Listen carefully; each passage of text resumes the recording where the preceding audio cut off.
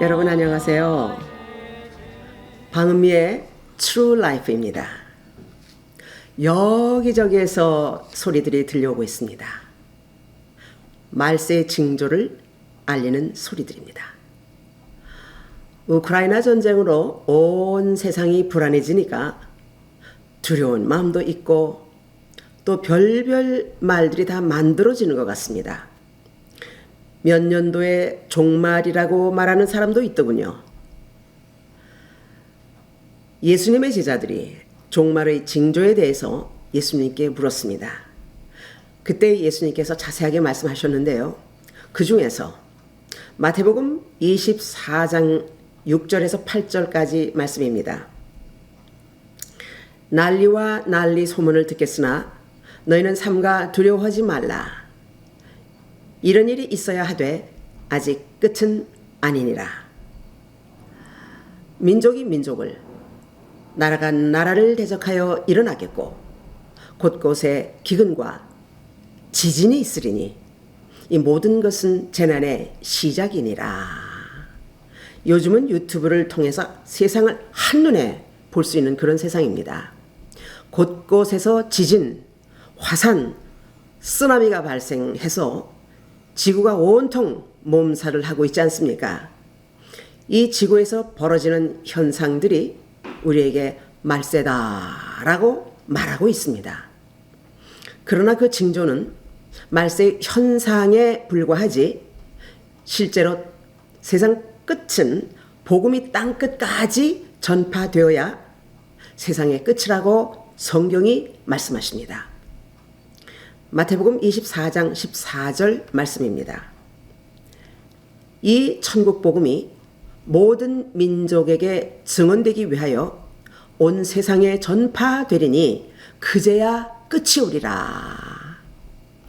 그런데 우리가 정말 생각할 것은요, 끝날에만 관심을 가질 것이 아니라 끝날에 있을 심판의 어떠함에 관심을 가져야 하는 것입니다. 끝날보다 더 심각한 것은요, 마지막 심판이기 때문입니다.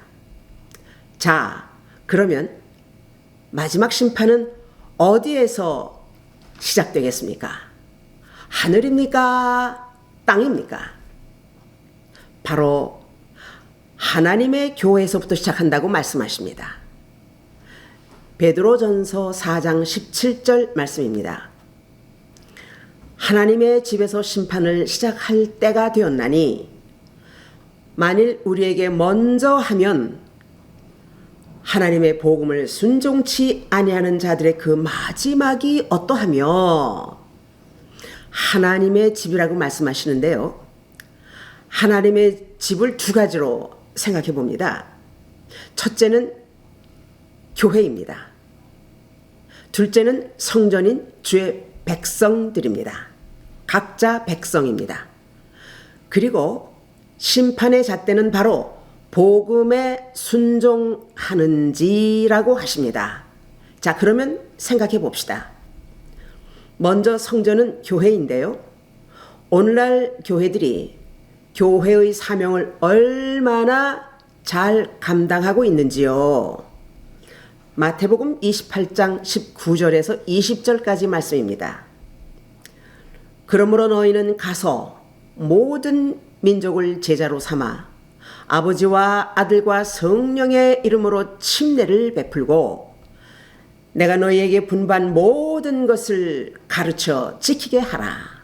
볼지어다 내가 세상 끝날까지 너희와 항상 함께 있으리라 하시니라. 교회의 사명이란 교세 확장이라고요? 아닙니다. 예수님의 위대한 사명, 바로 영혼 구원입니다. 이 사명을 위해서 모든 교회들에게 지상명령을 주신 것입니다. 첫째, 가서 모든 민족으로 제자를 삼아. 선교의 사명이죠. 두 번째, 아버지와 아들과 성령의 이름으로 침례를 베풀고 곧 예배의 사명이 되겠습니다. 세 번째, 내가 너희에게 분부한 모든 것을 가르쳐 지키게 하라. 바로 교육 사명입니다. 세상에 있는 모든 교회들이 이 사명을 다 하고 있으리라고 생각합니다만, 그런데 오늘날 교회들의 모습과 그 상태를 보면 사명의 본질적이기보다 인본주의, 세속주의, 물량주의로 부흥이라는 깃발을 들고 앞다투어서 경쟁하고 달려가듯 경쟁하는 것을 볼 수가 있습니다. 예배에 대해서 한번 생각해 보겠습니다. 예배는 하나님을 만나는 시간, 축제이죠. 그런데 코로나로 인해서 자연스럽게 하나님과 비대면 예배로 변질했습니다. 그리하여 인터넷 예배로 대신하게 된 오늘의 현실이지요. 제가 예방주사를 맞았는데도요, 코로나에 걸렸었어요. 그래서 제가 한 주간 빠졌죠. 그리고 인터넷 예배를 드렸는데요, 그것은 예배드림이 아니었습니다. 예배 구경이었습니다. 그래서 제가 너무 마음이 답답해서 그 다음부터 교회 나가서 교인들과 멀리 앉아서 그렇게 예배를 드리고 출석을 했었습니다. 노인이니까 그렇게 한다고요? 또는 주의 종이니까 그렇게 한다고요? 아닙니다. 저도 한 사람의 예배자라는 말입니다. 여러분, 예배 시간이 하나님을 만나는 가장 소중한 시간이라는 것을 우리가 알았으면 좋겠습니다. 그런데 코로나 이후에 예배를 출석하지 않아도 자연스러운 시대가 되어버렸습니다. 과연 하나님께서 어떻게 보시겠습니까? 정말 우리들 정신 차려야 합니다. 하나님은 이런 상황을 다 보시고 계신다는 말입니다. 어찌되었든 비대면 예배, 인터넷 예배에 마음을 빼앗기지 마십시오. 그리고 우리는 예배를 회복해야 합니다. 이렇게 세상 풍조를 따라가다가는요, 교회가 어떻게 타락하게 될지 참으로 심각하게 생각이 됩니다. 예배를 중요하게 여기고 시대를 초월해서 동일하게 주시는 예수님의 지상명령에 순종하여 참 사명의 깃발을 높이 들고 다시 경건한 예배로 회복해야 합니다. 할렐루야. 자, 두 번째 성전은 바로 우리 개개인입니다. 고린도전서 3장 16절 말씀입니다. 너희는 너희가 하나님의 성전인 것과 하나님의 성령이 너희 안에 계시는 것을 알지 못하느냐? 성전인 우리의 신앙생활의 모체는요, 바로 교회 생활입니다. 그런데 세상에 나가면 완전 세상 사람 되는 것, 왜 그렇습니까? 교회 생활을 어떤 교육 과목이나 훈련 과정 또는 교양 지식으로만 생각하고 있습니까? 그래서 표리부동 이중 생활이 되는 것입니다. 교회 생활을 통한 신앙생활은요, 개개인의 인생 자체여야 합니다. 신앙생활이 내 생활이고 내 생활이 신앙생활이 되어야 합니다. 그래야 온전하게 말씀에 순종하는 삶이 되는 것입니다. 죄송합니다.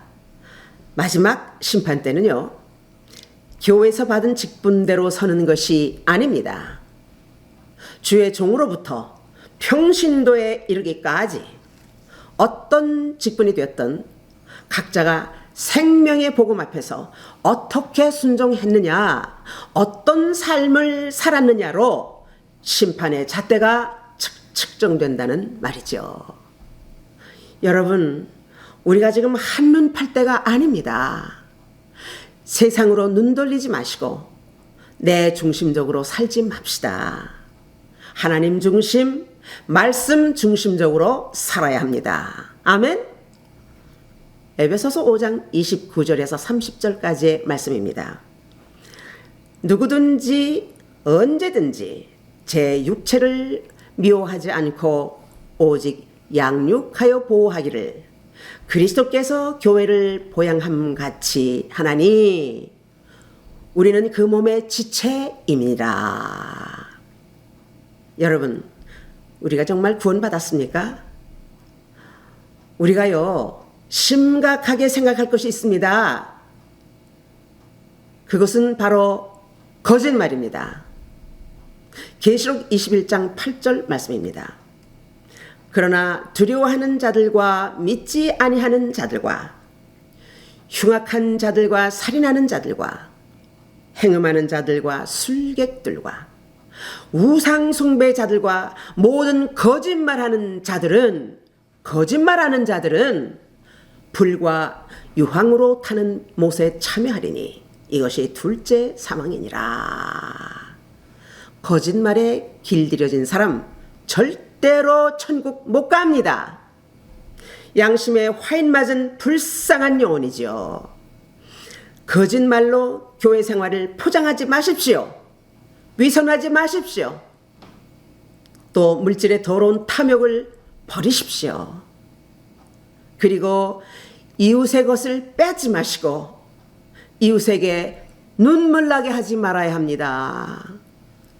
이런 자들은요, 하나님 앞에서 그대로 리젝트 당할 것입니다.